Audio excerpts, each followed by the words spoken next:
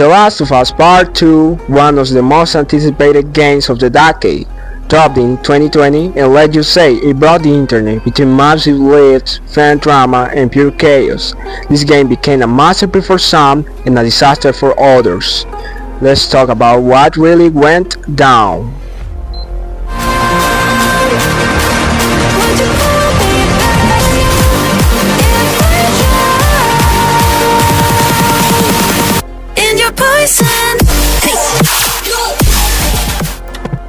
Back in 2013, the first game was the game.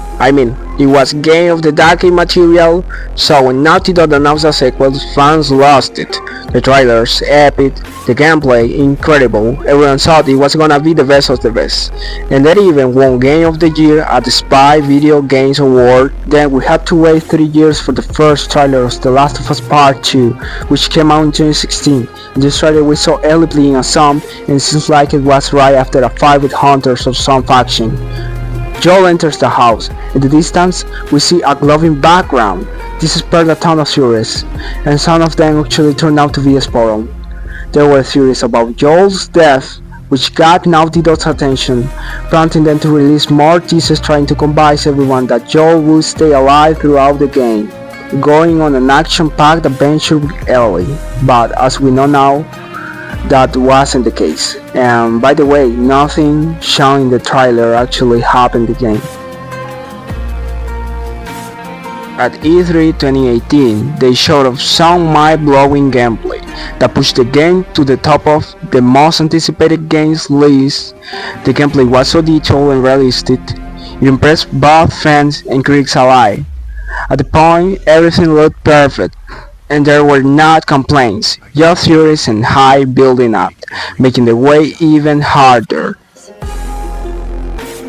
Fast forward to 2020, the year it was finally supposed to release. The game got delayed, and to make matters worse, it got leaked. This created a huge controversy, with hate pouring in from all sides. People were pissed, and chaos ensued. Sony even released a special edition of the game with accessories and collectibles, plus The Last of Us Part 2 PS4 Pro, which was beautiful, but the PS5 was almost out, so it felt a bit questionable. Once the game finally launched, streamers started playing it, and everyone was watching. Most fans were pretty angry, especially about Joel's fate, and some even reacted strongly. They also went crazy over Abby, the character responsible for Joel's death. It was expected that Abby would get a lot of hate, adding to the frustration. Half the game is spent playing as Abby, and the other half as Ellie. It was meant to show two sides to the story, two perspectives of the event that unfold. Despite all these problems, the game was a huge success, selling millions in just that year and winning Game of the Year at the Game Awards 2020. No surprise there, as it received great reviews on Metacritic, and the gameplay and visuals were amazing, even by today's standards. A lot of the hate came from people who just jumped on the hate bandwagon without actually playing the game. And to be honest, many of those who hated on it never even bought or played the game.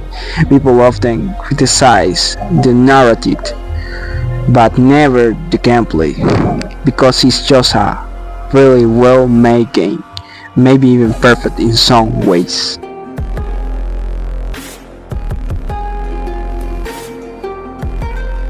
Many fans were hoping the sequel would include a multiplayer mode, just like the first game, but updated for today's gaming standards. But that was just an unfaithful wish. As the launch approached, rumors started circulating that the multiplayer mode for The Last of Us Part 2 was either being delayed or cancelled. Some leaks suggested that it might not even be included at launch. causing confusion and disappointment among fans who were expecting a faction-like experience from the first game. Then, in 2019, Naughty Dog confirmed that The Last of Us Part 2 would not have a multiplayer mode at launch. The team decided to focus entirely on delivering the best possible single-player experience.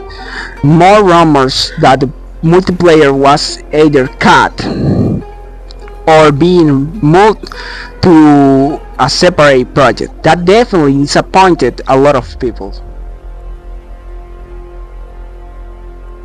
As you may already know, The Last of Us Part 2 got its remastered version this year. Honestly, it was a very controversial release, and in my opinion, totally unnecessary. It did not anything significant. The extra levels were just discarded scenarios. Basically, filler content, nothing that really added value. The only redeeming part was the Roughly mode, which was a fun refresh, and the added outfits were a nice touch. But as far as a graphic overhaul, there wasn't much of that, so I wouldn't exactly recommend it unless you are a hardcore fan looking for minor additions.